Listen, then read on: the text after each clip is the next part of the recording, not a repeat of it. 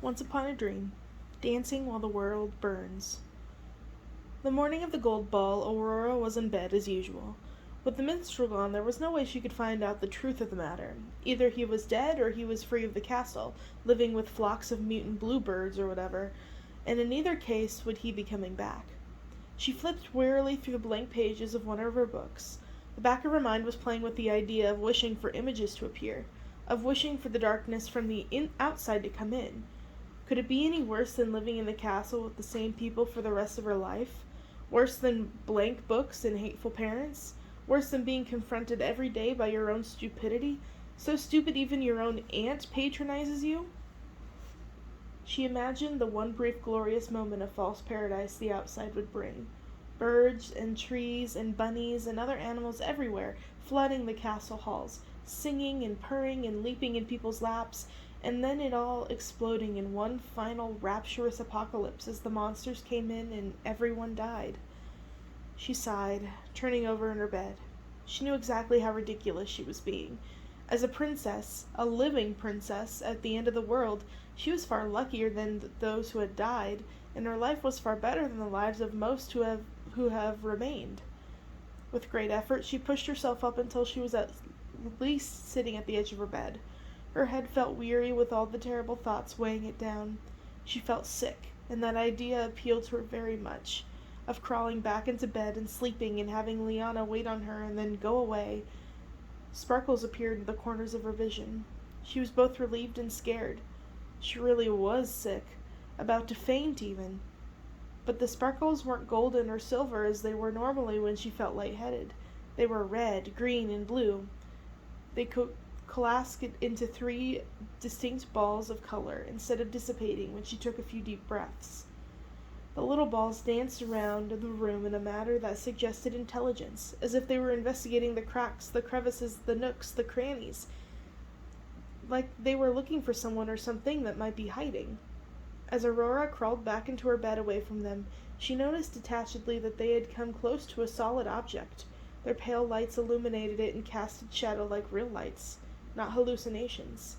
Finally, the three balls must have decided it was safe and grouped together, hovering right in front of Aurora. She blinked, her eyes taking a moment to get used to their brightness being so close. As soon as she could see properly again, Aurora realized there were things in the center of the lights. Little, living things. Things that could suspiciously like tiny women, one in each light. "Oh dear," Aurora said aloud, trying to steady herself. The first thing spoke. Its voice was too high-pitched and tiny to hear. Aurora shook her head and pointed at her ear. The balls bobbed a bit. Then they suddenly puffed up in size. Now Aurora was faced with three, still smallish, flying ladies engulfed in light. The princess began to panic. These were fairies. That was startling enough. There were no fairies left, except for Maleficent, and certainly not any good ones. But, far more importantly, there was something terribly familiar about them. Something her body immediately recognized, but her mind didn't. She was overwhelmed with an urge to put out her hand and have them land on it, to try and hug them. Why? "This is not the world in which you're supposed to reside," the green one said. The voice was still very high-pitched, but Aurora could just make it out this time. The blue one rolled her eyes. "You are running out of time. Years and hours are tangled. It's true, but both go fast. If you want to save yourself and those you love, you need to figure out how to get out of this." "Wake up. You don't belong here," the third one, the red-lit one, pipped up. "Wake up already. Do something." There were footsteps in the hall. Liana's strange syncopated gait.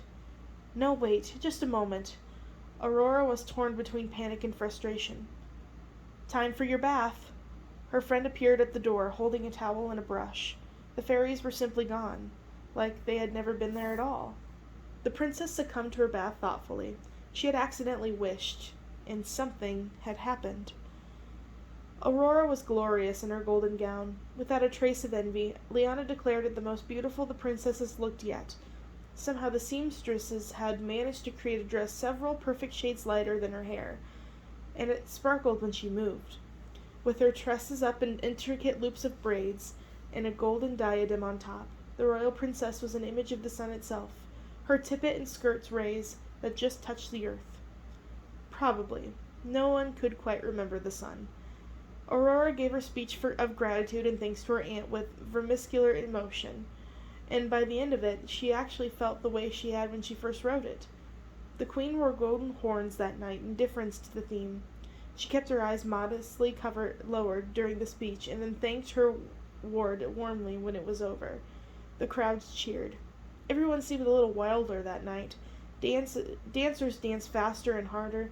The musicians played like the devil was after them now that their leader was truly gone. Laughter was far too loud, and the drinking far too copious. Time may finally have taken a toll on the survivors in the castle. Aurora watched it all distractedly from her usual spot next to Maleficent's throne. But she wasn't really paying attention. What if the fairies were actually evil demons from the outside trying to get in?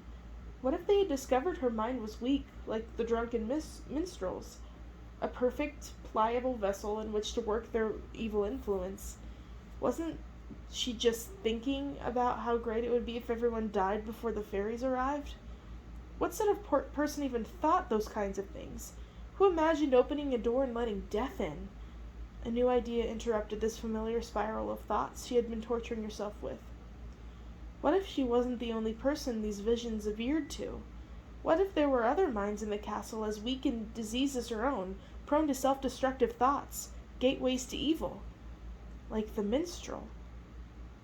Aurora looked back and forth over the golden-hued crowd, searching for something, some sign of weak or evil mind. Nothing immediately revealed itself. The laughter may have been borderline hysterical, but that could have been relief that things were back to normal.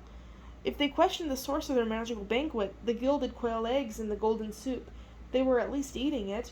If the musicians sorely felt the absence of the minstrel, still they played in key for the twirling golden dancers. There wasn't an off note anywhere, actual or metaphorical. "Why aren't you dancing?" Maleficent asked. She clasped a golden goblet that held some thick black wine. Her eyes were shadowed and her movements were slow. She would be her old self again in just a few hours. Aurora bit her lip. She was almost overwhelmed with a drowning sense of déjà vu. She had done this before, at least once. She would do it again at the next dance, probably, and again and again and again. Panic was building in her head, and she wasn't sure what to do with it. "Go," her aunt said, flicking her wrist imperiously, shooing her away. Aurora nodded and obediently trotted off, glad to have an order to follow and give her body something to do. But her mind wasn't on the dance. It was on the fairies and traitors and what the outside really looked like. It was on what happened to the minstrel and the feather and her aunt. Her feet were merely going through the motions with no joy. No one noticed, however.